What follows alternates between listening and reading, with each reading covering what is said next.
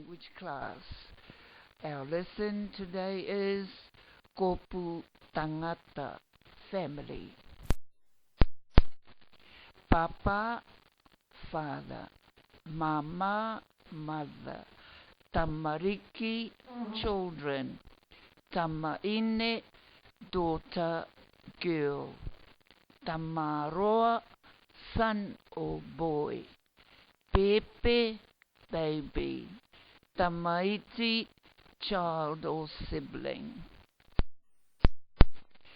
Tuakana, older brother or sister. Teina, younger brother or sister. Tungane, brother of a female. Tuaine, sister of a brother. Paparu'au, grandpa. Mamaru'au, grandma. Va'ine, woman or wife. Tane, man or husband. Taukote, in-laws.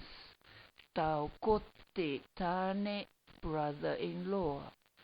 Taukote va'ine, sister-in-law. Unounga, daughter-in-law or son-in-law.